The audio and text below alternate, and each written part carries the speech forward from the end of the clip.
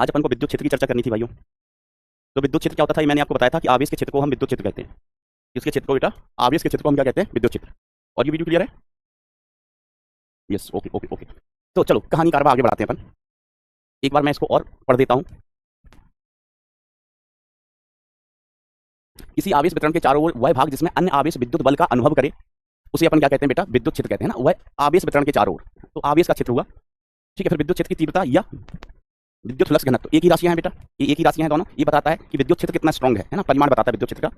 ठीक है, तो ई को अपन ऐसे लिख लेते हैं, E is equal to F upon Q. ठीक है, E is equal to F upon Q होता है। फिर हमने कहा था कि यदि क्यू इज इक्वल टू कितना है? +1 कूलम। यू कितना है? +1 कूलम। तो ई बराबर किसके हो जाएगा बेटा? एफ के।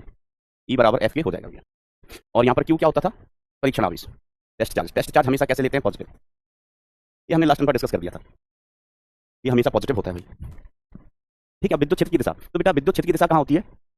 कि परीक्षण आवेश द्वारा अनुभव विद्युत बल की दिशा विद्युत क्षेत्र की दिशा को दर्शाती है। परीक्षण आवेश पर जिस दिशा में बल लगेगा वही विद्युत क्षेत्र की दिशा है। कोई अपने पास परीक्षण आवेश है, टेस्ट चार्ज है, उस पर जिस दिशा में बल लगेगा वही विद्युत क्षेत्र की दिशा होती है। ठीक है, स्रोत पॉजिटिव हो तो, स्रोत मतलब आवेश पॉजिटिव हो तो, स्रोत आवेश मतलब टेस्ट चार्ज तो हमेशा पॉजिटिव होना है। ठीक है, आवेश पॉजिटिव हो तो विद्युत क्षेत्र की दिशा स्रोत से दूर होती है, जबकि विद्युत क्षेत्र का स्रोत, विद्युत क्षेत्र का विद्युत क्षेत्र का स्रोत आवेश, स्रोत आवेश नेगेटिव हो तो विद्युत क्षेत्र की दिशा स्रोत की ओर होती है। ई की दिशा उच्च विभव से निम्न विभव की ओर होती है। तो विभव क्या होता है हम आगे पढ़ेंगे बेटा, विभव के बारे में हम आगे पढ़ेंगे, अभी इसको फिलहाल याद रख लेना, विभव आगे पढ़ेंगे पढ़ेंगे। अभी आपको क्या करना, अभी इसको आप सिर्फ याद रख लेना, अभी इसको याद रख लेना। हाँ, इन दो पॉइंट को डिस्कस करते हैं पहले अपन। देखो मान लीजिए हमारा आवेश पॉजिटिव है। स्रोत आवेश का मतलब वो हुआ जिसके कारण हम विद्युत क्षेत्र देख रहे हैं। स्रोत आवेश क्या होगा बेटा? वो आवेश जिसके कारण हम विद्युत क्षेत्र देख रहे हैं। ठीक है, ऐसा तो अपना स्रोत आवेश मान लीजिए कैसा है? पॉजिटिव। ठीक है, इस सोर्स से चार्ज है या इस सोर्स से चार्ज है बेटा। ठीक है, तो हमें दिशा बनानी है किसकी? विद्युत क्षेत्र की अलग अलग बिंदुओं पर विद्युत क्षेत्र की दिशा बनानी है। तो हम यहाँ पर एक टेस्ट चार्ज रखें। क्या रखें बेटा? Test charge. टेस्ट चार्ज हमेशा पॉजिटिव होगा, पॉजिटिव कब? ऑलवेज। टेस्ट चार्ज को हम हमेशा पॉजिटिव लेके चलते हैं। ठीक है, तो इन दोनों में क्या होगा? ये प्रतिकर्षण होगा, प्रतिकर्षण होगा तो इस पर बल कहाँ लगेगा? इस दिशा में, बल इस दिशा में लगेगा। तो जो दिशा बल की होती है वही दिशा विद्युत क्षेत्र की होगी। वही दिशा किसकी होगी बेटा? विद्युत क्षेत्र की। हम टेस्ट चार्ज को यहाँ पर रखें तो इनमें भी प्रतिकर्षण होगा, तो बल कहाँ लगेगा? इधर। तो ई की दिशा इधर होगी। हम अगर टेस्ट चार्ज को यहाँ पर रखते हैं तो ये पॉजिटिव पॉजिटिव पॉजिटिव पॉजिटिव में प्रतिकर्षण होगा, तो बल इस दिशा में लगेगा, तो विद्युत क्षेत्र इधर होगा। तो आप देख सकते हैं कि पॉजिटिव चार्ज के कारण जो विद्युत क्षेत्र है वो हमेशा पॉजिटिव चार्ज से दूर की तरफ होगा, क्योंकि दोनों पॉजिटिव चार्ज हैं तो इनमें प्रतिकर्षण होगा। प्रतिकर्षण होगा तो पॉजिटिव चार्ज आवेश से दूर जाएगा। कहाँ जाएगा? दूर। तो जो पहला पॉइंट है कि परीक्षण आवेश द्वारा अनुभव विद्युत बल की दिशा विद्युत क्षेत्र की दिशा को दर्शाती है। इसको दर्शाती है विद्युत क्षेत्र की दिशा को। ठीक है, फिर देखो आवेश पॉजिटिव हो तो विद्युत क्षेत्र स्रोत से दूर होता है। ये आवेश पॉजिटिव है तो विद्युत क्षेत्र स्रोत से दूर की तरफ, दूर की तरफ ऐसा, इधर इधर इधर इधर इधर। अब देखो अगर सोर्स आवेश नेगेटिव हो तो क्या होगा?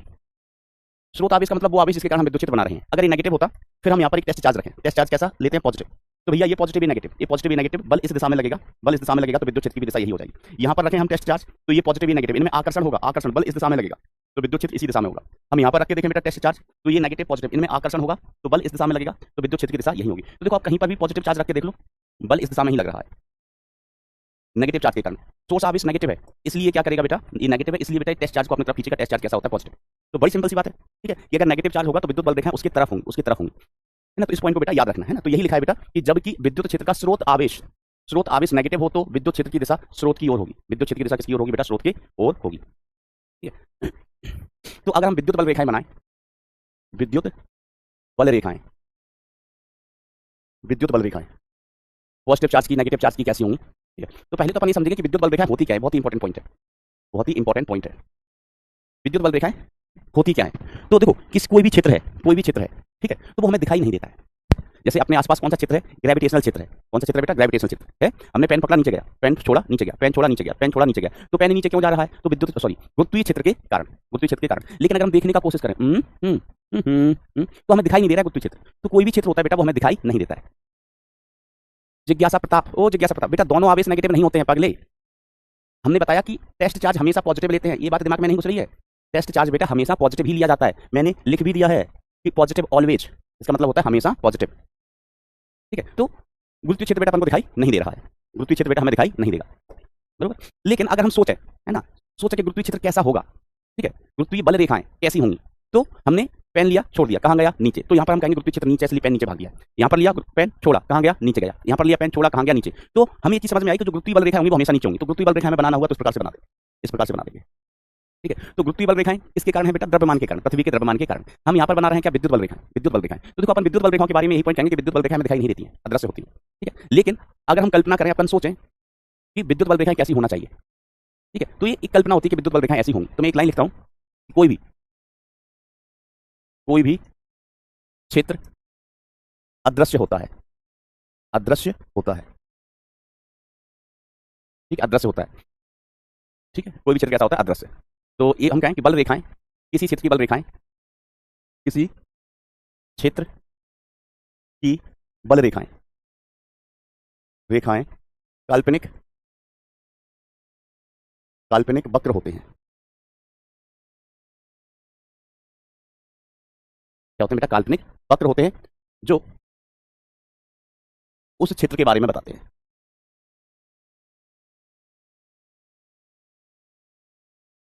उस क्षेत्र के बारे में बताते हैं। ठीक है, अब देखो विद्युत बल रेखाएं पता करने के लिए अपन ने क्या किया था? जैसे हमने कहा ये सोर्स चार्ज है पॉजिटिव, पॉजिटिव। ठीक है, अब यहाँ पर टेस्ट चार्ज कहीं पर भी रख लो बेटा, तो इन दोनों के बीच प्रतिकर्षण होगा, बल इधर लगेगा। बल कहाँ लगेगा? इधर। तो इसकी जो विद्युत बल रेखा है वो इस प्रकार से हो जाएंगी। काल्पनिक वक्र होते हैं, दिखती नहीं है, बस हम कल्पना कर रहे हैं कि कैसी होंगी। तो पॉजिटिव चार्ज जो होता है उसकी विद्युत बल रेखाएं पॉजिटिव चार्ज से दूर होती है। ये अकेला पॉजिटिव चार्ज है, एक बिलगित पॉजिटिव चार्ज। अगर हमारे पास एक बिलगित, बिलगित का मतलब होता है बेटा अकेला, एक बिलगित नेगेटिव चार्ज होगा तो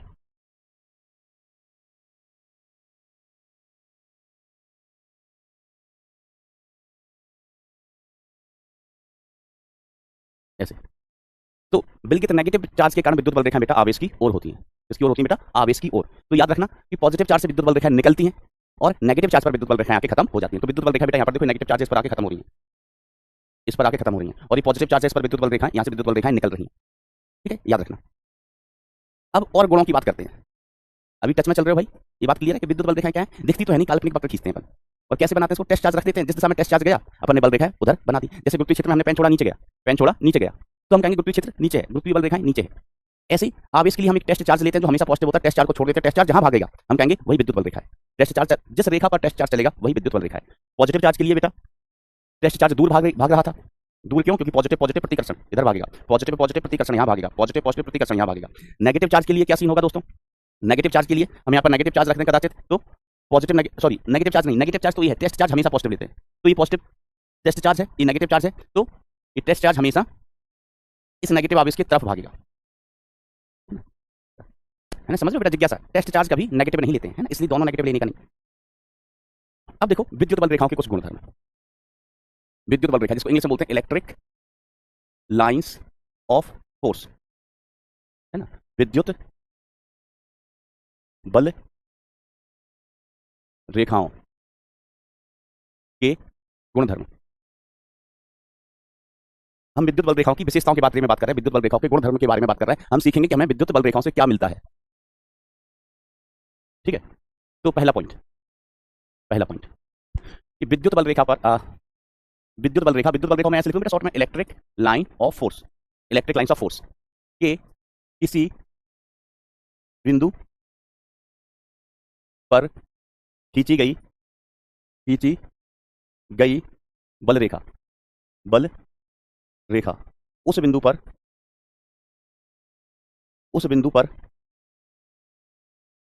विद्युत इलेक्ट्रिक लाइंस ऑफ फोर्स के किसी बिंदु पर खींची गई स्पर्श रेखा उस बिंदु पर विद्युत क्षेत्र की दिशा बताती है, विद्युत क्षेत्र की दिशा बताती है, विद्युत क्षेत्र की दिशा बताती है। अब समझिए इस पॉइंट को बेटा, जैसे हमने कहा कि यहाँ पर कोई विद्युत बल रेखा ऐसे है तो इसकी दिशा तो लगातार बदल रही है, हर एक बिंदु पर दिशा बदल रही है, विद्युत बल रेखा कुछ इस प्रकार से है टेढ़ी मेढ़ी।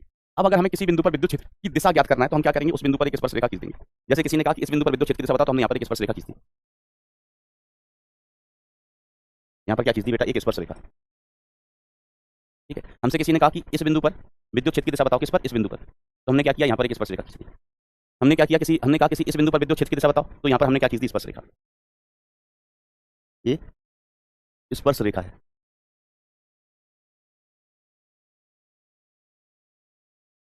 स्पर्श रेखा। ये भी क्या है? एक स्पर्श रेखा। ठीक है, तो स्पर्श रेखा ही हमें किसकी दिशा बताती है बेटा? विद्युत क्षेत्र की। स्पर्श रेखा हमें हमेशा विद्युत क्षेत्र की दिशा बताएगी। Is it clear my dear friends? हाँ सर ये बात क्लियर है। ठीक है, तो बड़ा आसान सा पॉइंट है, इसमें कोई रॉकेट साइंस नहीं है। अगली प्रॉपर्टी देखो,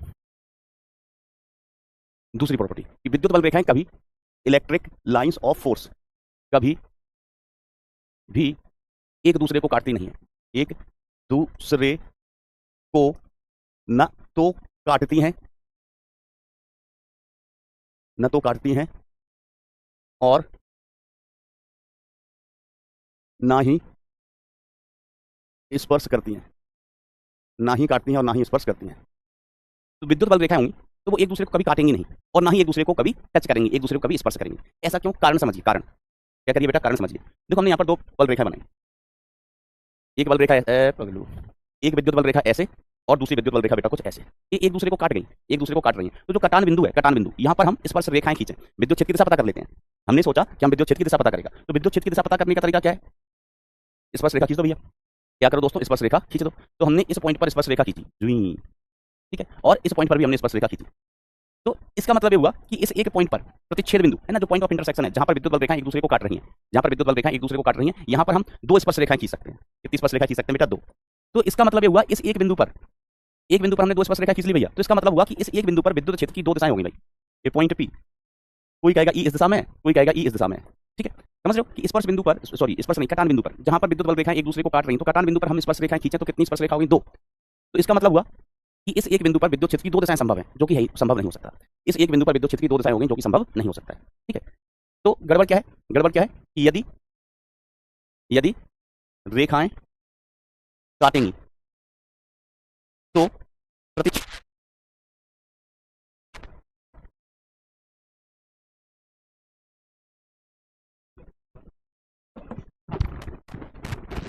खींची जा सकती है, खींच जा सकती हैं इस पॉइंट पर, अर्थात प्रतिच्छेद बिंदु पर। प्रतिच्छेद इलेक्ट्रिक फील्ड जाएंगी, दो दिशाएं हो जाएंगी, जो कि संभव नहीं है,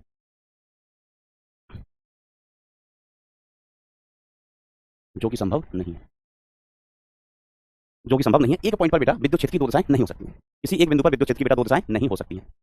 is it clear my dear friends? ना आसान सी बात है भैया, कभी भी ऐसे ही नहीं कि कोई भी दो बल रेखा कटवाओ, एक बल रेखा ऐसी है, दूसरी बल रेखा ऐसी है, तो ये प्रतिच्छेद बिंदु है, यहाँ पर स्पर्श रेखा खींच दी है तो ऐसे, यहाँ पर इस पर स्पर्श रेखा खींची तो ऐसे, तो विद्युत क्षेत्र की कितनी दिशाएं? दो। तो एक बिंदु पर विद्युत क्षेत्र की दो दिशाएं संभव नहीं हो सकती हैं। Is it clear? Is it clear?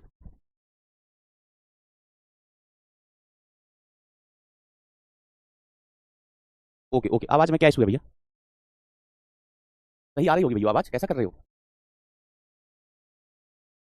तो देखो मैं एक बार रिपीट कर देता हूँ, कहा गया है कि विद्युत बल रेखाएं कभी एक दूसरे को ना तो काटती हैं और ना ही स्पर्श करती हैं। तो काट क्यों नहीं सकती हैं? उसका रीजन मैंने बताया कि यहाँ पर इलेक्ट्रिक फील्ड विद्युत बल रेखा एक और यहाँ पर विद्युत बल रेखा दो, हमने दो विद्युत बल रेखाएं ले ली, विद्युत बल रेखा दूसरी, विद्युत बल रेखा पहली, और इनको कटवा दिया, इनको कटवा दिया। एक कटान बिंदु है, तो कटान बिंदु पर एक स्पर्श रेखा भैया ये हो गई, दूसरी स्पर्श रेखा कटान बिंदु पर ये हो गई, तो कटान बिंदु पर दो स्पर्श रेखाएं हैं, कटान बिंदु पर दो स्पर्श रेखाएं हैं। ठीक है, अतः दो दिशाएं हो जाएंगी विद्युत क्षेत्र की, जो कि संभव नहीं है। चलो अभी क्लियर, मैंने रिपीट कर दिया। चलिए दोस्तों, अब देखो हमने कहा कि विद्युत बल रेखाएं एक दूसरे को टच भी नहीं करेंगी। सर टच क्यों नहीं कर सकती? टच करने से क्या गड़बड़, क्या गड़बड़? हमने कहा देखो क्या गड़बड़। मान लीजिए इस पॉइंट पर विद्युत बल रेखाओं ने एक दूसरे को टच कर दिया, काटा नहीं है, टच कर दिया, तो एक टचान बिंदु है, जैसे कटान बिंदु था, कटान बिंदु एक टचान बिंदु है जहां पर टच कर रही है विद्युत बल रेखाएं। ठीक है, तो अब देखो भाई सीन योस है, इसमें क्या गड़बड़ हो गया? अपन समझते हैं इसमें क्या गड़बड़ हो गया। ठीक है, तो हम अगर दो प्रेक्षक ले लें, एक प्रेक्षक यहाँ पर प्रेक्षक ए और दूसरा प्रेक्षक यहाँ पर ले लिया प्रेक्षक बी, प्रेक्षक बी, तो हम अगर प्रेक्षक ए से पूछें, हम अगर प्रेक्षक ए से पूछें कि प्रेक्षक ए इस टचान बिंदु पर आपको कैसा आवेश दिखाई दे रहा है, तो ये कहेगा कि इस टचान बिंदु पर या इस बिंदु पी पर विद्युत बल रेखाएं खत्म हो रही हैं, विद्युत बल रेखाएं जाके खत्म हो रही हैं। और विद्युत बल रेखाएं खत्म कहां होती हैं? विद्युत बल रेखाएं खत्म कहां होती हैं? नेगेटिव चार्ज पर, नेगेटिव चार्ज पर। पॉजिटिव चार्ज से विद्युत बल रेखाएं निकलती हैं। ये तो हम याद कर चुके हैं बेटा, ये तो हम याद कर चुके हैं। ठीक है, तो इसके अनुसार, इस प्रेक्षक के अनुसार पॉइंट पी पर नेगेटिव चार्ज होगा, पॉइंट पी पर नेगेटिव चार्ज होना चाहिए, नेगेटिव चार्ज। और इसके अनुसार इससे पूछो तो ये कहेगा अइला पॉइंट पी से विद्युत बल रेखाएं निकल रही हैं, पॉइंट पी से विद्युत बल रेखाएं निकल रही हैं। समझते हो ना बेटा, ये यहाँ जा रही है, तीर देखो, तीर की इस साइड से देखने पे लग रहा है कि खत्म हो रही है, यहाँ से निकल रही हैं। तो ये ऑब्जर्वर, ये प्रेक्षक देखेगा कि पॉइंट पी से विद्युत बल रेखाएं निकल रही हैं, तो ये कहेगा कि पॉइंट पी पर पॉजिटिव चार्ज है, पॉजिटिव चार्ज है। पॉइंट पी पर पॉजिटिव चार्ज है। अब सॉरी पॉइंट पी पर यस ये नेगेटिव बोलेगा भैया, ये क्या बोलेगा नेगेटिव, ये बोलेगा पॉजिटिव, ये बोलेगा पॉजिटिव। अब एक पॉइंट पर दो अलग अलग प्रकार के चार्ज नहीं हो सकते, एक पॉइंट पर दो अलग अलग प्रकार के आवेश नहीं हो सकते हैं, ठीक है, इसलिए इनका टच करना ही बेकार है, विद्युत बल रेखाएं टच नहीं कर सकती हैं, ठीक है। आप चाहो तो हम एक प्रॉपर्टी और ऐड कर सकते हैं वाला, इसको आप याद ही रख लेना, फिर इसको हम नंबर 3 दे देता है। नंबर 3 सर ये नंबर 3 है तो नंबर 2 क्या, नंबर 2 ये कि विद्युत बल रेखाएं electric lines of force positive charge से निकलती हैं, पॉजिटिव चार्ज से निकलती हैं तथा नेगेटिव चार्ज चार्ज पर समाप्त हो जाती हैं, समाप्त हो जाती हैं, पॉजिटिव चार्ज से निकलती है और नेगेटिव चार्ज पर समाप्त हो जाती हैं। अगर मैं एक डायग्राम भी बना दूं, यहाँ पर ये हमारे पास एक पॉजिटिव चार्ज है, यहाँ पर हमारे पास एक नेगेटिव चार्ज था, इसका मान Q1, इसका मान Q2। तो पॉजिटिव चार्ज से विद्युत बल रेखाएं हमेशा निकलेंगी, पॉजिटिव चार्ज से विद्युत बल रेखाएं हमेशा निकलेंगी और नेगेटिव चार्ज पर जाके खत्म होंगी, नेगेटिव चार्ज पर जाके खत्म हो रही है, देखो नेगेटिव चार्ज पर खत्म, पॉजिटिव चार्ज से निकल रही है। और बना दूं नेगेटिव चार्ज पर बेटा आके खत्म होंगी, हमेशा पॉजिटिव चार्ज पर निकलेंगी, पॉजिटिव चार्ज से निकल रही होंगी।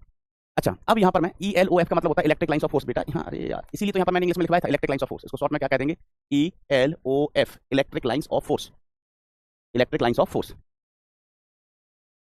बरोबर ऐसा। चलिए ठीक है, अब यहाँ पर बेटा अपन आवेश के परिमाण का भी कंपैरिजन कर सकते हैं, आवेश के परिमाण की भी तुलना कर सकते हैं, आवेश के परिमाण की भी तुलना कर सकते हैं। आप बताओ कि कौन सा वाला आवेश आपको बड़ा लग रहा है, कौन सा छोटा, परिमाण की बात कर रहे हैं। अगर हम Q1 का परिमाण और Q2 का परिमाण तुलना करना चाहें तो आपको कौन सा आप क्या लग रहा है, कौन सा आवेश ज्यादा होना चाहिए, Q1 या Q2, लॉजिक के साथ बताना। और बेटा ये पॉइंट्स लिखने भी है, बोर्ड के लिए भी इंपॉर्टेंट है और जेई के लिए भी, दोनों एग्जाम्स के लिए बेटा ये पॉइंट इंपॉर्टेंट है। तो यस बिल्कुल सही, Q2 हमें ज्यादा लग रहा है, क्यों लग रहा है, क्योंकि Q2 से संबंधित विद्युत बल रेखाओं की संख्या ज्यादा है, Q2 से संबंधित विद्युत बल रेखाएं 1 2 3 4 5 6 7 8 8 हैं, और Q1 से संबंधित विद्युत बल रेखा 1 2 3 4 5 ही हैं, 5 ही हैं, तो ये आवेश कम होगा, ये आवेश ज्यादा होगा, समझ रहे हो, बिल्कुल सही कह रहा है बेटा आपका कॉमन सेंस, आपका दिमाग।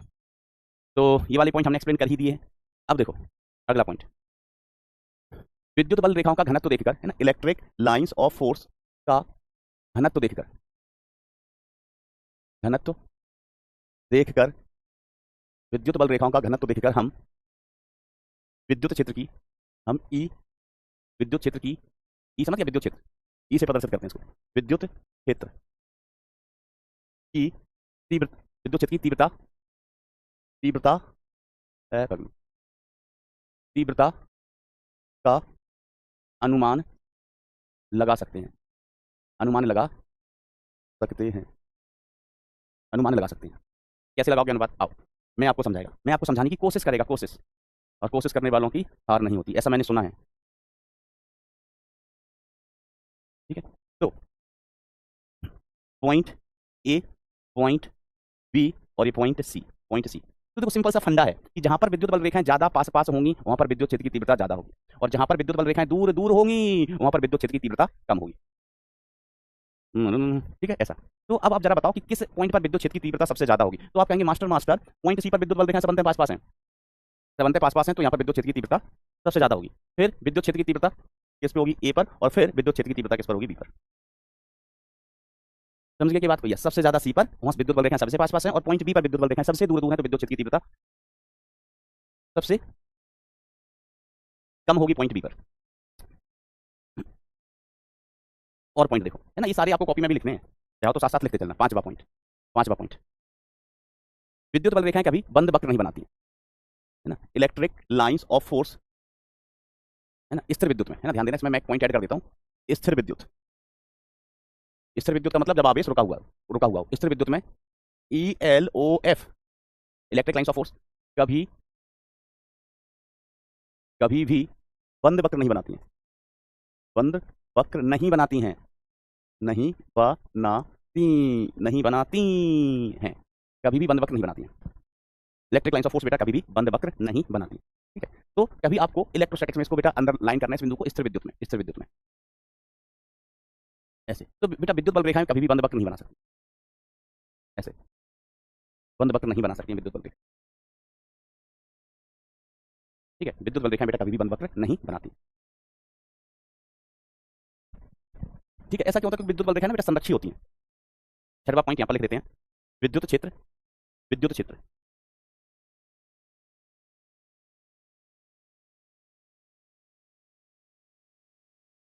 संरक्षी क्षेत्र होता है, विद्युत क्षेत्र संरक्षित क्षेत्र होता है। विद्युत क्षेत्र बेटा कैसा होता है? संरक्षित क्षेत्र होता है। ठीक है, संरक्षित क्षेत्र क्या होता है याद है? तो अपन इंग्लिश में बोलते हैं कंजर्वेटिव फील्ड। संरक्षित क्षेत्र होता था बेटा ऐसा क्षेत्र जहां पर किया गया कार्य पथ पर निर्भर नहीं करता है ना। 11th क्लास का टॉपिक है कार्य ऊर्जा शक्ति वाले अध्याय का, संरक्षित और असंरक्षित क्षेत्र। संरक्षित क्षेत्र क्या होता है? जिनमें ऊर्जा हानि नहीं होती है, ऊर्जा हानि नहीं होती है, किया गया कार्य पथ पर निर्भर नहीं करता है। ठीक है, एक बंद वक्र में कार्य कितना होता है? 0 होता है संरक्षित क्षेत्रों में। ठीक है, तो इस पॉइंट को याद रखना। स्थिर विद्युत में विद्युत बल रेखाएं कभी भी बंद वक्र नहीं बनाती हैं, बरोबर। चलिए, और क्या कह सकते हैं, 2 पॉइंट और हैं। 7वां कि विद्युत बल रेखाओं की दिशा, विद्युत बल रेखाओं की दिशा है ना, इलेक्ट्रिक लाइंस ऑफ फोर्स की दिशा उच्च विभव से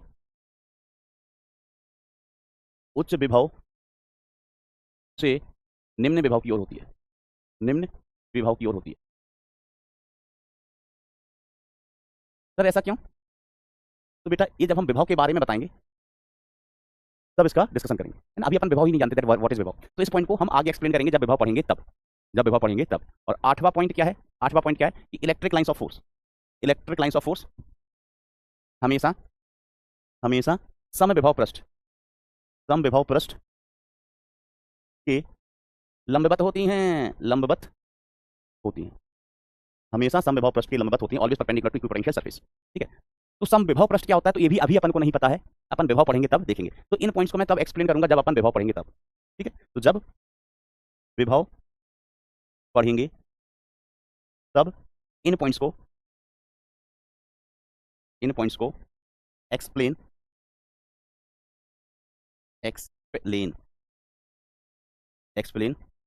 करूंगा, तब इन पॉइंट्स को एक्सप्लेन करूंगा। कब? जब हम विभव पढ़ेंगे तब। ठीक है, ऐसा समझना बात को। तो अभी परेशान मत होना, अभी के लिए मान लो, मतलब मान भी नहीं लो, अभी के लिए बस लिख लो और भूल जाना, लिख लो और भूल जाना, लिख लो और भूल जाना। एक आध पॉइंट और ऐसा लिख सकता हूं मैं कि जो धन आवेश है वो विद्युत क्षेत्र की दिशा में चलता है। ऑब्वियसली बेटा विद्युत क्षेत्र की दिशा क्या होती थी? जिस दिशा में टेस्ट चार्ज चले। टेस्ट चार्ज कैसा होता था? धन आवेश। तो धन आवेश विद्युत क्षेत्र की दिशा में जाता है, तो ऋण आवेश कहाँ जाएगा? ऋण आवेश कहाँ जाएगा? विद्युत क्षेत्र के विपरीत, है ना। तो यहाँ पर नोट डाल के एक पॉइंट लिख सकते हैं आप, नोट डाल के, नोट पॉजिटिव चार्ज विद्युत क्षेत्र से कहते हैं electric field, electric FIELD field के डायरेक्शन, डायरेक्शन बोले तो दिशा में चलता है तथा नेगेटिव चार्ज इलेक्ट्रिक फील्ड के विपरीत चलता है, इलेक्ट्रिक फील्ड के विपरीत चलता है, इलेक्ट्रिक फील्ड के विपरीत चलता है। ठीक है बेटा, है ना। तो इस पॉइंट को भी बेटा याद रख सकते हैं आप, या याद रखना।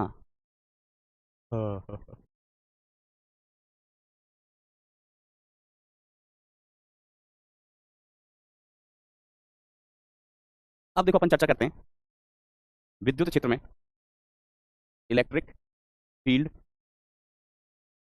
में आवेशित कण की गति, आवेशित कण की गति, आवेशित कण की गति,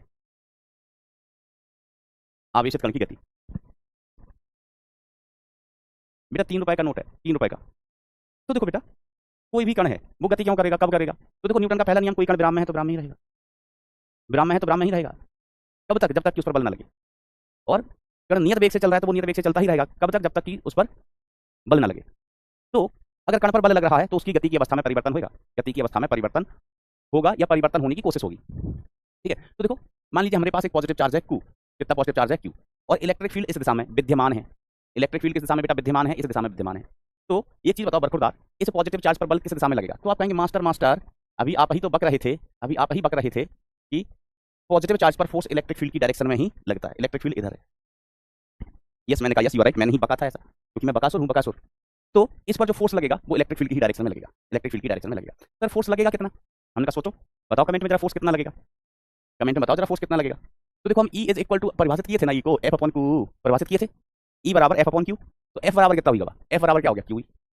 F बराबर क्या हो गया? QE। F इलेक्ट्रिक फोर्स है, F क्या है बेटा? इलेक्ट्रिक फोर्स है। तो जो विद्युत बल लगेगा यहाँ पर F, तो F इज इक्वल टू कितना हो गया? Q into E। अब F की जगह हम MA लिख सकते हैं, न्यूटन अंकल ने हमें अधिकार दिया है। F की जगह क्या लिख सकते हैं बेटा? MA। तो A का मान कितना हो गया? A का मान कितना हो गया? QE नहीं, यस QE/m। ये क्या है? त्वरण। ये क्या है बेटा? त्वरण।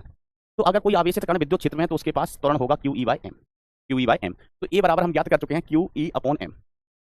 अरे भाई QE/m। अब अगर E नियत है, E कैसा है बेटा? मान लीजिए इलेक्ट्रिक फील्ड हमने कांस्टेंट लिया है, कांस्टेंट। इलेक्ट्रिक फील्ड कैसी है भैया? कांस्टेंट है। अगर इलेक्ट्रिक फील्ड कांस्टेंट है बेटा, ठीक है, तो ये सारा चीज कांस्टेंट हुआ। क्यू कण का आवेश नियत, एम कण का द्रव्यमान नियत, कण का द्रव्यमान नियत, ठीक है। तो यहां से हम कहेंगे ए भी कांस्टेंट होगा, कांस्टेंट होगा। त्वरण कैसा होगा बेटा? नियत होगा, त्वरण नियत। और जब त्वरण नियत होता है, जब त्वरण नियत होता है तो हमें एक अधिकार प्राप्त हो जाता है, हमें एक अधिकार प्राप्त हो जाता है। कौन सा अधिकार? एक खटोला। कौन सा अधिकार प्राप्त हो जाता है? बताओगे? जल्दी बताओ। जेल के भीतर। यस, गति के नियम नहीं, गति के समीकरण उपयोग करने का, गति के समीकरणों का उपयोग करने का। वेरी गुड बेटा, वेरी गुड, है ना। गति के समीकरण जो अपने होते हैं ना, कौन कौन से हो गए हैं? v is equal to you plus A t, s is equal to U T plus half A T square, और v square is equal to you square plus 2as। ये समीकरण हम तभी उपयोग कर पाते हैं जब त्वरण नियत हो। और हमने यहाँ कह दिया है त्वरण नियत है, विद्युत क्षेत्र नियत, तो त्वरण भी नियत है, तो हमें अधिकार प्राप्त हो गया बेटा गति के समीकरण उपयोग करने का। अब जब भी विद्युत क्षेत्र दिया होगा, है ना, विद्युत क्षेत्र कैसा हो? समरूप हो। समरूप का मतलब नियत, हर जगह एक जैसा, हर जगह एक जैसा। विद्युत क्षेत्र कैसा हो बेटा? समरूप हो, तो त्वरण नियत। और त्वरण नियत, त्वरण नियत तो क्या हो गया भाई? गति के समीकरण लगा लिए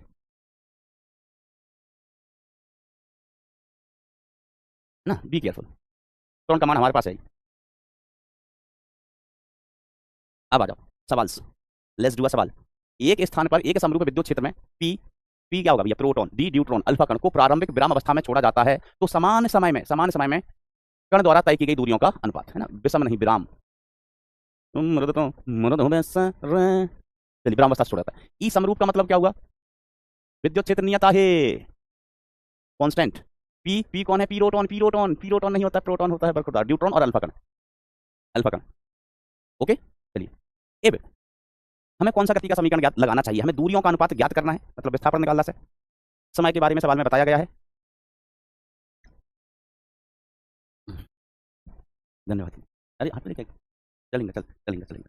हेलो दोस्तों, चाय पी लो, चाय पी लो, चाय। देखो, एक बालक लिख रहा है, एक बालक लिख रहा है, हमने आज ही ज्वाइन किया है। कोई बात नहीं बेटा, लेक्चर देख लेना पुराने, है ना, जल्दी से जल्दी कंप्लीट करना उनको, जल्दी कंप्लीट करना।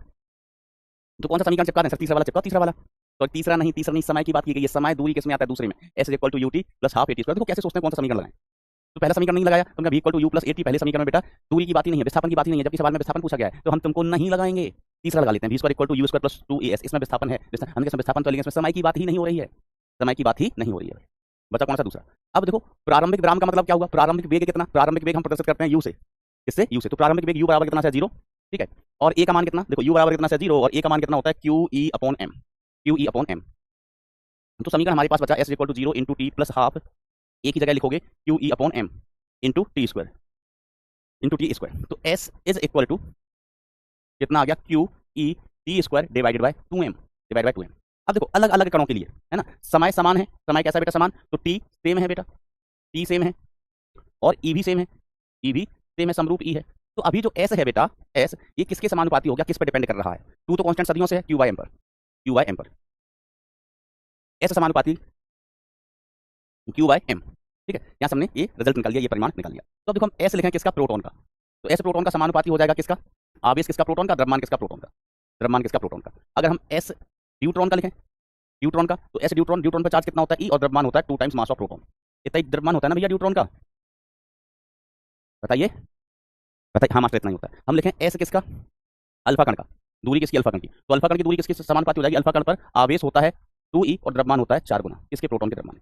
हमें इनका अनुपात चाहिए, हमें क्या चाहिए? इनका अनुपात चाहिए, इनका अनुपात चाहिए, तो इनका भागाकार कर दिया जाए। तो जब हम इनका भागाकार करेंगे तो देखो, एस पी अनुपात एस डी अनुपात एस अल्फा, ये हो जाएगा बेटा क्या? ई बाय एम पी अनुपात ई बाय 2mp अनुपात, साइमन गो बैक, है ना, अनुपात 2e bye 4mp mass of proton, है ना। ऐसे हमें अनुपात मिल जाएगा, है ना, भागाकार करें ना ऐसे। तो देखो, समझ गए कि इनको हम भाग कर देंगे ना, तो समझना, लो ऐसे लिख लो, इसको भाग करेंगे तो एस पी अनुपात एस डी अनुपात एस अल्फा, ये कितना आ जाएगा बेटा? इसको काटेंगे तो ये ई अपॉन एम पी कर गया, तो ये बचेगा 1 अनुपात 1/2 अनुपात 1/2। सर ये कैसे कर दिया? हमने कहा देखो, अपनी खुद की पर्सनल आंखों से देखो भाई। इससे ये करेगा क्या बचा? 2 बचा, 2 बचा, तो ये कितना? ई अपॉन 2mp और ई अपॉन एमपी। यस, आप इसको ऐसे भी लिख सकते हैं, 2 अनुपात 1 अनुपात 1, बिल्कुल बिल्कुल। अनुपात में आप इसको किसी भी प्रकार से लिख सकते हैं, आप इसको ऐसे भी लिख सकते हैं, एस पी अनुपात एस ड्यूट्रॉन अनुपात S alpha is equal to 2 अनुपात 1 अनुपात 1 खटोला जेल का भीतर। समझ गए? तो बस गति के समीकरण लगाने हैं और ए बराबर हमको पता है, ये नई चीज है यहाँ पर, एक्सेलरेशन त्वरण किसके कारण आ रहा है? विद्युत क्षेत्र के द्वारा लगाए गए बल के कारण। एमपी कहाँ से आया? एमपी बेटा मध्य प्रदेश से आया हो, मध्य प्रदेश से। ठीक है, देखो प्रोटॉन की अगर हम चर्चा करें तो प्रोटॉन का द्रव्यमान एमपी है, प्रोटॉन का चार्ज ई होता है। ठीक है, ड्यूट्रॉन की चर्चा करें, ड्यूट्रॉन, तो ड्यूट्रॉन का जो चार्ज होता है, चार्ज किसका? ड्यूट्रॉन का ये होता है ई, प्रोटॉन के चार्ज के बराबर। मास किसका? ड्यूट्रॉन का होता है प्रोटॉन के मास का 2 गुना। अल्फा कण की बात करें, अल्फा कण, तो अल्फा कण का जो आवेश होता है वो +2e होता है, और मास ऑफ अल्फा कण कितना होता है बरखुरदार? 4 टाइम्स मास ऑफ प्रोटॉन। ठीक है, ये साइड इन्फॉर्मेशन अगर किसी को नहीं पता है इसके बारे में तो मैंने बता दिया। अल्फा कण के लिए भी जानकारी दे दी गई है, दिस जानकारी इज अबाउट द अल्फा कण, दिस जानकारी इज अबाउट द ड्यूट्रॉन, और प्रोटॉन के लिए इतना। डन, ओके, वेरी गुड बेटा, वेरी गुड। अगला सवाल, आओ। एक स्थान पर एंटी क्या है? एक स्थान पर समरूप विद्युत क्षेत्र में आवेशित कण क्यू एम ब्राह्म अवस्था से छोड़ा जाता है तो टी समय पश्चात कण की गतिज ऊर्जा ज्ञात कीजिए। एक कण है, समरूप विद्युत क्षेत्र लगा हुआ है, मतलब विद्युत क्षेत्र कैसा है? एक समान। विद्युत क्षेत्र कैसा? एक समान। यहाँ पर कण को छोड़ दिया रेस्ट में, विराम से, प्रारंभिक वेग कितना था? 0 था। अब ये विद्युत क्षेत्र पगली क्या करेगी? इस पर बल लगाएगी, बल लगाएगी तो उसके पास गति आएगी, गति आएगी तो टी समय बाद हमें गतिज ऊर्जा बतानी है। तो काइनेटिक ऊर्जा, काइनेटिक ऊर्जा पूरे भिंड में किसी से भी पूछे ना काइनेटिक ऊर्जा कितनी होती है, तो half m b square, half m b square, half m b square. मेला में जाके पूछा गतिज ऊर्जा कितनी होती है? Half m b square. अब हमें भी निकालना है, क्या निकालना है? भी निकालना है, और समय दिया गया। कौन सा समीकरण चिपका दें? पहला, दूसरा, तीसरा? समय दिया गया और हमें भी चाहिए। हमका क्या चाहिए? हमका भी चाहिए। तुमका क्या चाहिए? तुमका भी चाहिए। बेटा विपिन याद रखना, याद रखना है ना, ये अल्फा कण होता है ना, कैसे नहीं, याद रखना। कौन सा समीकरण है? सेकंड लिख रहा है एक पगला, एक थर्ड लिख रहा है महापगला। यस, पहला। कौन सा समीकरण चिपकाएंगे? पहला, v is equal to you plus A T. हमें v चाहिए, हमको हमका क्या चाहिए? अंतिम वेग चाहिए, हमको समय दिया है प्रारंभिक वेग u बराबर कितना? 0 है, a बराबर कितना? Q E upon M, Q E upon M. समझ गए मैम? ओके, तो v is equal to 0 plus Q E upon M into T, into T. v मिल गया, v मिल गया भैया, बधाइयो बधाइयो, v मिल गया है, v मिल गया है, बधाइयो। v मिल गया तो गतिज ऊर्जा भी मिल गई। गतिज ऊर्जा कट जाएगी, गतिज ऊर्जा कहाँ जाएगी भज के? गतिज ऊर्जा हमन से तेज भज लेगी के? वर्ग कर दो, तो काइनेटिक एनर्जी कितनी बची? क्यू स्क्वायर, अच्छे से लिखो, मैं तो अपनी कॉपी समझ के, okay, E square T square divided by 2m। Sir ऊपर वाला m कहाँ गया? हमका नीचे m का वर्ग है तो कट जाएगा। ओके, तो ये काइनेटिक एनर्जी आ गया फंक्शन ऑफ टाइम। याद नहीं रखना, याद नहीं रखना, सवाल था ये, सवाल क्या था? ये सवाल था। और सवाल देखिए दोस्त, do we have time? Yes we have sufficient time.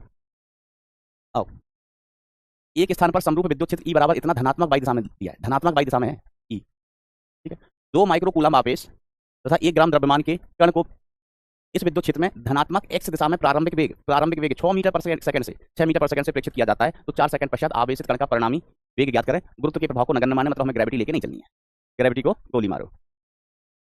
तो भैया समझना, दो दिशाएं हो गई अब, है ना? तो देखो याद करो, प्रक्षेप गति में, प्रक्षेप गति में क्या होता था? हम कण को फेंकते थे, कण को फेंकते थे, फिर x दिशा के लिए अलग खेल जाते थे, y दिशा के लिए अलग खेल जाते थे, x के लिए अलग खेल लेते थे, y के लिए अलग खेल लेते थे। तो यहाँ पर भी दो दिशाओं में गतियां हो रही हैं। कण को फेंका है x में, विद्युत क्षेत्र लगा दिया y में, विद्युत क्षेत्र कहाँ लगा दिया? y में, तो हमें दो दिशाओं में खेलना पड़ेगा, दो दिशाओं में। तो x दिशा के लिए हम अलग खेल लेगा, y दिशा के लिए हम अलग खेल लेगा। ओके दोस्त, आइए। सर एक हमारे पास आवेश है, आवेश कितना q, द्रव्यमान कितना यम। इसको वेग दिया है प्रारंभिक वेग x दिशा में, लेकिन इलेक्ट्रिक फील्ड कट ऐसे, इलेक्ट्रिक फील्ड लगी है y दिशा में, तो जो बल लगेगा इस पर कण पर वो y दिशा में लगेगा।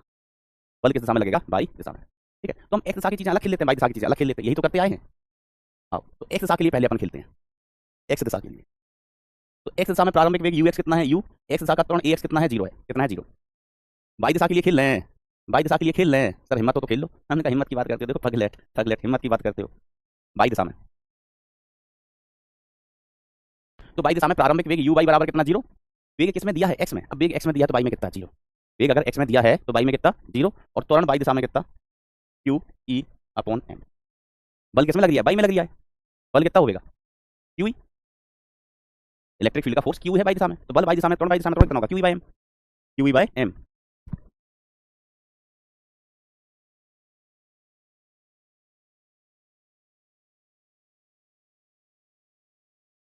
बेटा रामेश्वर, रामेश्वर सोनी, रामेश्वर सोनी, तुम्हारा कमेंट सामने अटका रह गया भैया। हम एक कमेंट का फोटो खींच के तुम्हारे पापा को भेजेगा, भेजें? माधुरी हमें दोस्त बना लो, my mobile number is this that that पगलू। चलो आओ, हमसे कह देते कि सर आप हमें अपना दोस्त बना लो, हमें क्या कमी है? नहाता नहीं हूँ इसलिए दोस्त नहीं बना रहे हो मुझे, पगलेट। मैं दोस्त बनाने आयो, भविष्य बना दो बेटा पहले, भविष्य। तो चलिए एक्स दिशा का वेग तो भैया नियति रहने वाला है, v x is equal to you plus a, x दिशा में कितना 0 इंटू टी, तो एक्स दिशा का वेग भैया नियत रहने वाला है यू, इसका मान दिया गया है, हम उठवा लेंगे कितना दिया गया है, अच्छा 100 मीटर पर सेकंड, 100 मीटर पर सेकंड दिया हुआ है। आओ वाई दिशा की चर्चा करें, तो वी वाई दिशा के लिए is equal to U Y plus A Y into T, ठीक है मास्टर, ठीक है। तो V Y is equal to U Y कितना है 0, ए बाई कितना है Q E by M into T, into T का मान कितना रखना है भैया 4, मान रख के वैल्यू बता दो कि वी वाई कितनी आ रही है, दोस्त नहीं हो। क्यू का मान कितना है 2 microcoulomb, 2 into 10 to the power minus 6, E का मान है 10 की घात 3, समय कितना है 4, द्रव्यमान कितना है 1 ग्राम, 1 ग्राम का मतलब हो गया 1 into 10 to the power minus 3 kilogram. कोई हमें वी का मान बता दे, वी वाई का मान, अगर हिम्मत है तो। नहीं है हिम्मत, नहीं है, हमें ही बताना पड़ेगा। 8 आ गया, 8 मीटर पर सेकंड, कितना आ गया बेटा 8 मीटर पर सेकंड। अब हमें वेग अगर सदिश लिखना है, वेग सदिश लिखना है तो v x i cap, x दिशा का वेग v x i cap plus v y j cap, v y j cap. तो वी सदिश इज इक्वल टू कितना आ गया 6 i cap, 6 i cap plus 8 j cap, 8 j cap. अगर यहाँ पर ही हम आपसे विस्थापन पूछते, क्या पूछते, विस्थापन सदिश, अंततः अंततः विस्थापन सदिश पूछते, तो क्या मुझे विस्थापन निकाल के बता पाओगे, विस्थापन सदिश क्या होगा 4 सेकंड के बाद, है हिम्मत, है हिम्मत, निकाल के बताओ जल्दी, मर्द तो मर्द हो वैसे, जल्दी कोशिश करो। विस्थापन निकालना है तो हम दूसरा वाला समीकरण लगाएगा, कौन सा वाला, दूसरा वाला समीकरण। यार मैं गाने नहीं सुना, यहाँ बगल में ना, बगल में जिम है, जिम स्टूडियो के बगल में, उसमें दिन भर यही गाना बजते रहता है, सुबह आऊँ तो भी, शाम को आऊँ तो भी।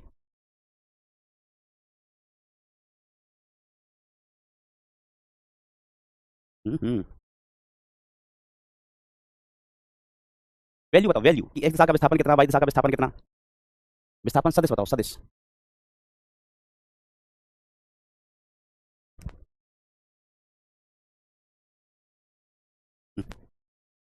16 और 6, 16 और 6 ऐसा, 16 और 64।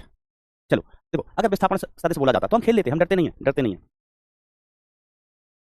एक्स दिशा के लिए ए एक्स इंटू टी स्क्वायर, तो एक्स दिशा का विस्थापन हमने लिख दिया एस एक्स, यू कितना है 6, समय कितना है 4 प्लस हाफ, ए का वैल्यू कितना है एक्स दिशा का 0 इंटू टी कितना है 4, तो इसका वर्ग। तो एस एक्स कितना आ गया बेटा 6 चौको 24 टर, कौन सा टर, मीटर, मीटर 24 मीटर, 24 मीटर, ठीक है। अब बाई दिशा के लिए बात कर लेते, तो S Y is equal to U Y into T plus half A Y into T square. तो एस बाई तो मेरा मान कितना है, oh S Y, S Y बोलेगी हमारी मान तो निकालना है, हमारी मान तो निकालना है, पगलेट मास्टर, तुझे कुछ नहीं पता, तुझे किसने बना दिया मास्टर, किसने बना दिया मास्टर, तुझे कुछ नहीं आता जाता है, तू है पगला मास्टर। हमने कहा oh my God I am पगला, पगला, S Y says no you are not only पगला, यू आर पगला स्क्वायर, यू आर पगला स्क्वायर। वैल्यू पढ़, वैल्यू पढ़ बेटा जल्दी से, पगला स्क्वायर बताऊँ मैं अभी, बताऊँ ऐसे बोलते हैं मास्टर को, बताऊँ, डू यू वांट मार, डू यू वांट मार, यो गया। तो देखो ये 10 माइनस है, 10 माइनस 3 ऊपर जाके भाई ये सब सलट गया, ये सब सलट गया, सलट गया भैया, सलट गया, सलट गया भैया, सलट गया। तो एस बाई है, इसका मान आ जाएगा 16, बहुत सही बता रहे थे बेटा, बहुत सही, बहुत सही, बहुत सही। तो जो विस्थापन सादिश है, तो एक्स दिशा का कितना है 24, तो 24 आई कैप, वाई दिशा का है 16, तो 16 जे कैप, 16, हाँ एक्स में 24, वाई में 16, बोलो मारे खटुल्ला, समझे कि नहीं समझे, ओके ना। तो बस इस तरीके की ही चीजें होती हैं, बहुत आसान आसान, बहुत आसान आसान हो गए। अब देखो कुछ छोटे छोटे से पॉइंट है, कोई काम के नहीं हो, कोई काम के नहीं हो तुम, हमें पता नहीं है क्या, तुम कोई काम के नहीं हो।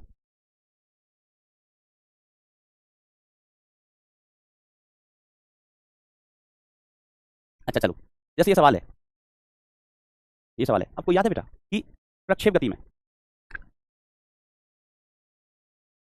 कण का पथ क्या होता था, परवलय, परवलय। तो यहाँ पर भी कण का पथ परवलय ही होगा बरखुरदार, कैसे, मैं सिद्ध करके बताता हूँ, सिद्ध करके बताता हूँ। तो विद्युत क्षेत्र कटे लगा रखा है बाई दिशा में, बाई दिशा में विद्युत क्षेत्र लगाया हुआ है, मर्द तो बाई दिशा में विद्युत क्षेत्र लगाया है, और इस पगली कण को फेंक दिया उठा के किसमें, एक्स दिशा में, एक्स दिशा में फेंक दिया इसको, प्रारंभिक चाल यू से एक्स में फेंक दिया। अब इसका पथ देखना कैसा होगा, इसका पथ ऐसा होगा, वैसे मैं बताऊँ ना, इसका पथ ऐसा होगा, इस तरीके से परवलय आकार, ऐसा पथ होगा भैया, परवलय आकार।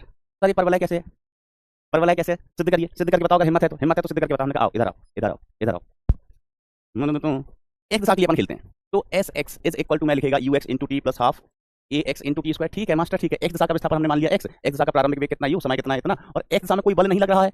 अरे भैया बल कौन लगाएगा, बल लगाएगा विद्युत क्षेत्र, और विद्युत क्षेत्र किस दिशा में, बाई दिशा में। तो बल किस दिशा में लगेगा भैया, बाई दिशा में लगेगा, ठीक है। तो त्वरण भी बाई दिशा में होगा, एक्स दिशा में कोई त्वरण नहीं है, एक्स की वैल्यू कितनी आ गई U T, you into A x की वैल्यू होगी। बाई दिशा के लिए खेल जाऊँ, तो बाई दिशा के लिए लिखूंगा बेटा मैं S Y is equal to U Y into T plus half A Y into T square, ठीक है मास्टर, आपकी मर्जी, जो लिखना है लिख लो, कौन रोक सकता है। उनका कोशिश भी मत करना रोकने की, कोशिश भी नहीं करना, नहीं तो कूट दिए जाओगे, वो भी दिन दहाड़े। त्वरण कितना, इलेक्ट्रिक फील्ड के कारण बेटा ऑब्वियसली है ना, त्वरण कितना होता है, ए की value Q E by M, ये यू की वैल्यू होगी, सॉरी ए की वैल्यू, त्वरण की वैल्यू कई बार बता चुके हैं। तो बेटा यहाँ से हम y का वैल्यू निकालें, y का वैल्यू कितना आ गया, Q E into T square divided by 2m, divide by 2m, right right. आओ आओ। अब देखो प्रक्षेपपथ का समीकरण, प्रक्षेपपथ के समीकरण में क्या होता है, देखो ये x का मान है t के पदों में और ये y का मान है t के पदों में, y का मान है भैया t के पदों में, इसमें से t को गायब कर दो, t को क्या कर दो भैया, गायब कर दो। तो अगर आप बुरा ना मानो, आप बुरा ना मानो तो मैं t का मान ऐसे निकाल सकता हूँ, एक्स वाई यू। अगर आप बुरा ना मानो तो t इज इक्वल टू मैं लिख सकता हूँ एक्स वाई यू, और अगर बुरा मानो तो हमको क्लास के बाहर मिलना बेटा, फिर हम बताएंगे कि बुरा मानना क्या होता है। मार कुटाई ना बेटा, ना मैं साधु आदमी हूँ, मार कुटाई नहीं करता, तब चाय पीएंगे क्लास के बाहर। तो टी की वैल्यू कितनी, एक्स वाई यू, टी की वैल्यू उठा के यहाँ पर रख दो, एक्स अपॉन यू का स्क्वायर, एक्स अपॉन यू का स्क्वायर। तो वाई इज इक्वल टू हमको क्या मिला, Q E upon 2m u square, 2m u square into x square, into x square. ठीक है, तो भाई मैंने यहाँ कुछ ना किया, ये टी का मान ना इस समीकरण में उठा के पटक दिया, टी का मान इस समीकरण में उठा के पटक दिया है। तो अब आप देखो हमें एक्स और वाई में रिलेशन मिल गया, we have a relation between X and Y. Now observe the equation and write in the comment section what kind of curve is it. कौन सा कर्व है भैया, हम ग्राफ बताए थे, दिखाए थे पहचानना कि ऐसा ऐसा हो तो सरल रेखा, वैसा वैसा हो तो व्रत, ऐसा ऐसा हो तो दीर्घवृत्त, बताए थे। किसका समीकरण दिख रहा है, किसका समीकरण दिख रहा है बरखुरदार,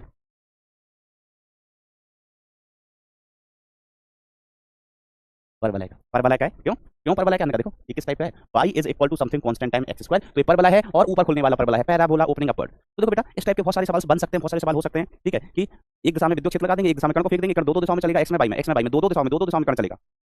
तो हमको क्या करना है, एक्स दिशा के लिए अलग खेल लेना, वाई दिशा के लिए अलग खेल लेना है, खत्म बात। खेलना आता है, खेलना आता है, एक्स के लिए अलग और वाई के लिए अलग। आओ इसको भी कर ही लेते हैं। एक सरल लोलक के गोलक का द्रव्यमान, ओहो ओहो क्या राइमिंग बिठाई है, एक सरल लोलक के गोलक का द्रव्यमान m है तथा आवेश q है, सरल लोलक ऊर्ध्व तल में निलंबित है। ठीक है, क्षैतिज समरूप विद्युत क्षेत्र E आरोपित करने पर सरल लोलक की साम्यावस्था ज्ञात करें, सरल लोलक की साम्यावस्था पर ज्ञात करें। क्या क्या ज्ञात करना है, सरल लोलक की रस्सी का ऊर्ध्वाधर से कर्ण नहीं कोण, लोलक की रस्सी में तनाव, लोलक की रस्सी में तनाव। तो बेटा लोलक कुछ नहीं होता है, जैसा उसका नाम है वैसा ही होता है, लोलक से आसान कोई चीज ही नहीं है ना। मैं आपको बताया जैसे एक रस्सी या द्रव्यमान लटका दो, जैसे रस्सी है, यो कैसे बेटा, यो कैसे, रस्सी है, रस्सी रस्सी, इससे हमने द्रव्यमान लटका दिया, द्रव्यमान लटका दिया, क्या लटका दिया, द्रव्यमान। तो ये क्या हो गया बेटा, सरल लोलक, सरल लोलक हो गया, रस्सी लिया द्रव्यमान लटका दिया, सरल लोलक। ठीक है, तो भाई कुछ नहीं, रस्सी ली और द्रव्यमान लटका दिया, दिस इज सरल लोलक, दिस इज सरल लोलक। ठीक है, अब ये नीचे रहता है, नीचे क्यों रहता है भैया, नीचे भार लगता है ना mg, नीचे भार लगता है mg, इसलिए नीचे रहता है। अब देखो अगर हम यहाँ विद्युत क्षेत्र भी लगाते हैं, इसके पास द्रव्यमान भी है और विद्युत क्षेत्र भी लगा दिया, इसके पास द्रव्यमान भी है और हमने क्या लगा दिया, ऊपर से विद्युत क्षेत्र लगा, सॉरी द्रव्यमान तो है, आवेश भी और विद्युत क्षेत्र भी लगा दिया। ठीक है, और विद्युत क्षेत्र किस दिशा में लगाया है, तो इधर लगाया है,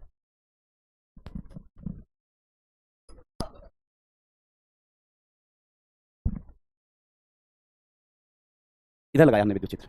ठीक है, इस दिशा में। तो भैया होगा क्या, अगर विद्युत क्षेत्र नहीं होता तो लोलक ऐसा रहता, विद्युत क्षेत्र नहीं होता तो लोलक ऐसा रहता, किंतु विद्युत क्षेत्र है, विद्युत क्षेत्र है, इसलिए लोलक इधर चला जाएगा, दिशा बदल जाएगी। सर इधर क्यों चला गया लोलक, क्यों चला गया, किसने बोला, हमने कहा इसने बोला था, इधर बल लग रहा है क्यूई, क्यूई बल लग रहा है, नीचे mg पहले भी था अभी भी है, लेकिन यहाँ पर इलेक्ट्रिक फील्ड नहीं था, है ना, इसका आवेश कितना था, यहाँ पर भी आवेश इसके पास था, बट यहाँ पर ई नहीं है, ई जीरो है, तभी सीधा ऐसा रहेगा, ऊर्ध्वाधर नीचे, ऊर्ध्वाधर नीचे। आज पढ़ने में मन नहीं लग रहा, कब लगता है, ये देखो पगला पूछ रहा है सर फिजिक्स को भोजपुरी में क्या कहते हैं, फिजिक्स को भोजपुरी में क्या कहते हैं, भौतिकिया, भौतिकिया कहते हैं, हिंदी में भौतिकी कहते हैं, भोजपुरी में भौतिकिया। अब तो हमको ये वाला कौन बताना है, ये वाला कौन बताना है। ठीक है, तो देखो एक और निकालना कोई बड़ी बात है क्या, बाएं हाथ का खेल है, आपके बाएं हाथ का खेल है, मेरे नहीं, आप लेफ्ट हैंडेड हो ना, तो आपके बाएं हाथ का खेल है, मैं लेफ्ट हैंडेड नहीं हूँ तो मेरे दाएं हाथ का खेल है। तो यो एंगल उधर से कितना सा थीटा, तो यो भी एंगल कितना हो जाएगा, थीटा, यो थीटा से बेटा तो यो भी थीटा हो जाएगा, और अब मैं यहाँ पर लिखूँ टेन थीटा, टेन थीटा, तो टेन थीटा बराबर हो गया लंब बटे आधार, लंब बटे आधार। तो ये हो गया Q E upon M G, Q E upon M G. और अगर आपको थीटा ही निकालना है, जिद पे अड़े हो कि नहीं सर हम थीटा नहीं निकालेंगे, हमको थीटा ही निकाल के बताओ, थीटा ही निकाल के बताओ, नहीं तो हम खाना नहीं खाएंगे, खाना नहीं खाएंगे। हम कहेंगे वेरी गुड बेटा, वेरी गुड, मत खाओ, वैसे ही वजन बढ़ रहा है तुम्हारा। Theta is equal to tan inverse Q E by M G, Q E by M G. Okay, ये भी सुनो, हमको तनाव भी चाहिए, हमका क्या चाहिए, रस्सी में तनाव। तो रस्सी में तनाव की दिशा, रस्सी में तनाव की दिशा क्या होगी भाई साहब, ओ भाई साहब, रस्सी में तनाव की दिशा इधर टी। तो हम टी का मान निकालना चाहें तो टी का मान क्या हो जाएगा, टी का वर्ग बराबर है ना, इसका परिणाम इधर आएगा, आप ऐसे लिख सकते हैं, T square is equal to under the root Q E square plus M G square, Q E square plus M G square under the root लगा दिया तो भैया है ना, इस तरीके से निकाल सकते हैं ना टी का मान। इन दोनों का परिणाम ये 90 डिग्री पर है, अगर दो सदिश 90 डिग्री पर होते तो परिणाम कितना होता है, परिणामी आर इज इक्वल टू कितना हो जाता है, दो सदिश 90 डिग्री पर है तो a square plus B square, A square plus B square plus two a b cos 90, और कॉस 90 की जीरो वैल्यू मेरे गांव में हो गया जीरो, तो ये सब कुछ जीरो हो गया भैया, परिणामी कितना आ जाएगा under the root A square plus B square, A square plus B square, A square plus B square. Done, या घटक करके भी कर सकता है, घटक करके भी कर सकता है। ठीक है, तो यहाँ पर एक ए हो गया, बी ए हो गया, ए बी। ठीक है, और घटक करके भी कर सकता है भैया, सर घटक करके कैसे कर सकता है, एक बार बताओगे, एक बार बताओगे, चलो तुम भी याद रखोगे। तुम भी क्या याद रखोगे कि किस पगलेट मास्टर से पाला पड़ा था, हम घटक करके भी बता देता है तुम भी क्या याद रखोगे, क्या याद रखोगे बेटा तुम भी। घटक तो घटक हो गए सर, आ जाओ। तो टी का घटक कर लो भैया, तो टी का एक घटक इधर आएगा, एक घटक इधर आएगा, ऊपर यो एंगल थीटा से, तो यो भी कितना हो जाएगा थीटा, तो यो कंपोनेंट हो जाएगा बेटा t cos theta, and this will be t sine theta, this will be t sine theta, t sine theta. तो t sine theta is equal to Q e, और t cos theta is equal to m g, t cos theta is equal to m g. हम दो काम कर सकते हैं, ये दो इक्वेशन है, ये पहली इक्वेशन, ये दूसरी इक्वेशन, आप इनका भागाकार कर दो, भागाकार कर दोगे, है ना। अगर हम एक और दो का भागाकार कर देते हैं, तो भागाकार करने पे T T will cancel out, क्या बचेगा tan theta, tan theta is equal to Q E upon M G, ठीक है। और अगर इन इक्वेशंस को, है ना, सेकंड मेथड, है ना, ऐसा अपन ने किया है सर, कब किया था, कब किया था, झुट्टे चलो झुट्टे, मतलब किया था बेटा, याद करो, जब दो वस्तुओं को हमने लटकाया था, दो वस्तुओं को लटकाया था तब, है ना, याद है कि स्क्वायर करके जोड़ दो, ठीक है। फिर अपन क्या करेंगे, वन का स्क्वायर करो प्लस टू का स्क्वायर करो और इनको स्क्वायर करके ऐड कर दो, स्क्वायर करके बेटा इनको जोड़ दो, ठीक है। तो जब आप स्क्वायर करके इनको जोड़ोगे तो टी इज इक्वल टू कितना आ जाएगा, under the root Q E square plus M G square, Q E square plus M G square, ठीक है। अपन कई बार कर चुके हैं ये काम। यस बेटा, डीपीपी वन मिलेगी आपको, डीपीपी वन, वो आपको करना है कूलम के नियम पर आधारित, है ना। जो पुरानी डीपीपी है ना, 3 4 5 आपको मिल चुकी है, वो नहीं करनी है कोई, डीपीपी वन करके आपको एक डीपीपी मिलेगा, वो करना है। क्लियर है बात, मुझे उम्मीद है ये चीजें आपको क्लियर होंगी। एक बार थम्स डाउन हो जाए, कितने लोग टच में चल रहे हैं, कितने लोग सीख रहे हैं, कितने लोग पढ़ाई का मजा ले रहा है, थम्स डाउन खेल जाओ, खेल जाओ बेटा, हो जाएगा शायद आज चेंज हो जाएगा डीपीपी, नया डीपीपी आ गया है ना, पुरानी वाली नहीं करनी है, पुरानी वाली डीपीपी नहीं करनी है, नहीं तो डीपीपी रोएंगी है, हम पुराने हैं तो भी हमको सॉल्व कर लिया है, पुराने हैं पुराने। चलिए, तो मित्रों जल्दी से सीखते चलो बेटा, ये छोटी छोटी चीजें हैं ना, छोटी छोटी चीजों से ही बड़ी चीजें बनती हैं। हर एक कॉन्सेप्ट क्लियर होता चलेगा, फिर सवाल डिफिकल्ट सवाल कैसा बनता है, इन्हीं कॉन्सेप्ट को मिक्स करके दे देते हैं। हाँ, ये पगले, ये 9% लोग क्या कर रहे हैं, 9% लोग क्या कर रहे हो तुम पगलेट, तो पगलेट, तुम्हारा कुछ नहीं कर सकते, हम नहीं कर सकते कुछ। तो चलिए, मन लगा के, दिल लगा के, दिमाग लगा के पढ़ाई करते रहना। Thank you so much, tata bye, take care, love you all.